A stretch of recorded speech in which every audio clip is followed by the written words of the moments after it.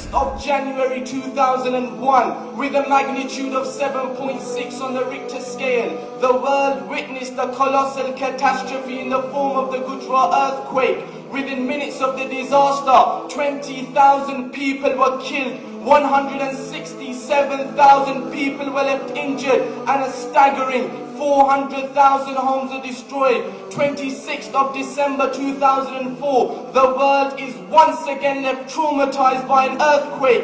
This time, the magnitude is 9.1. This time, the earthquake is so severe that it shook the entire planet 1 centimeter from its axis.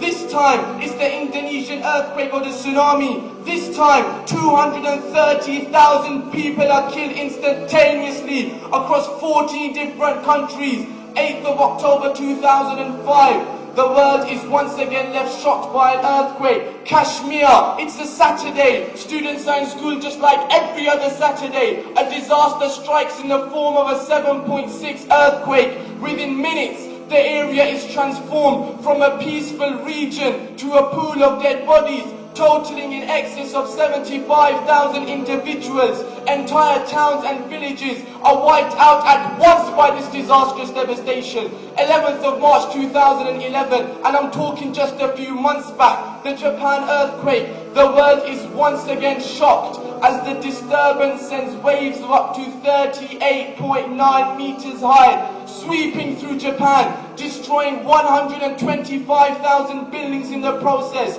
The earthquake rates 9.1 on the Richter scale. The death toll is 15,093. But do not get me wrong, my brothers. My intention, my purpose, my objective of standing before you today is not to inform you of some figures and some facts. It's not to portray some numbers or some stats. Rather, is to make each and every one of us understand, is to make each and every one of us comprehend, is to make each and every one of us realize the similarities between these incidents, the similarities between these disasters, the similarities between these catastrophes. What's the common factor? What's the common feature? What can we deduce from these heart-rending, tear-jerking, agonizing events? Let's answer this question with another question. Did the 630,000 individuals killed by these chaotic catastrophes have any idea that their time is up? Did they wake up in the morning knowing it's the last day of their lives? Did they go to school or work aware of what their day would bring to them? The simple answer is no, because death is a phenomenon that is unexpected and unpredictable. Every next moment could be our last. One can be sleeping, eating, walking, talking, studying, exercising, dressing, shopping, popping, playing, relaxing, chillaxing, working or enjoying his life, and before he knows it, his time is up. Take the example of Miklas Fer, the footballer. He comes on as a sub for Benfica. He makes the assist for the only goal of the game. The world is watching. It's a football match being broadcast on live television. He's only 24 years of age. The match is near its finish. He makes a tackle and receives a booking. As the yellow card is shown to him, he ruefully smiles at the ref and then turns around to get back to the action. All of a sudden, he bends forward and then falls flat on his back.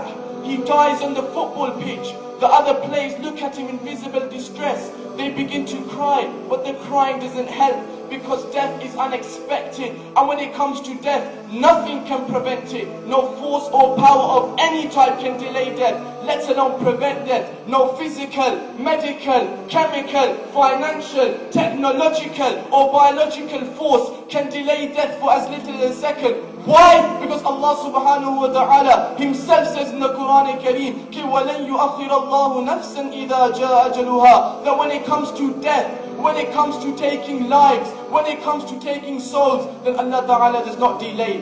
Now that we have established the fact that death can come to us at any time and any place, anywhere and anyhow, through any form and any means, the next question is, my brothers, are we ready to die?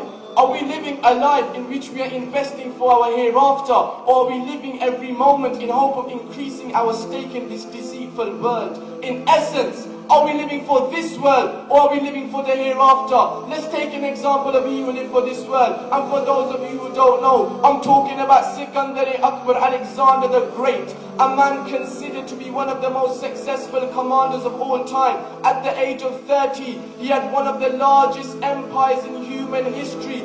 He had it all. At the age of 25, he had conquered 90% of the known world. Yet this same man, this same Alexander, this same Sikandar, when he's on his deathbed and surrounded by his men, he makes a bizarre wish. He says, oh men, after my death, when you put my body in the casket, then let my arms hang over the edges with my palms wide open. The people around him ask the reason to this bizarre request. He replies, so that people can see, so that the world can see that I am that very man who conquered the entire world. Yet today, I am leaving the world empty-handed. This was the end of you and it all. We must realize, my brothers, we can possess the most luxurious of houses, the most expensive of clothes, the most profitable of businesses, the most classy of cars, the most respected of positions in society, the most well-paid of jobs, the most prestigious of degrees, the most envied of grades, the most impressive of CVs, the most affable of associates,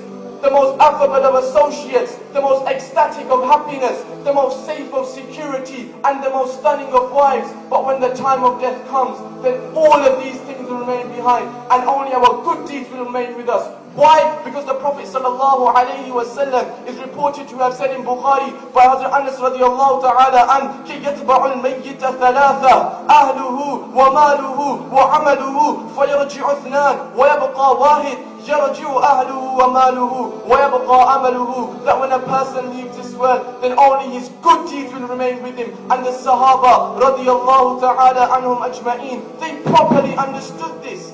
They properly understood this message. That's why they didn't live for this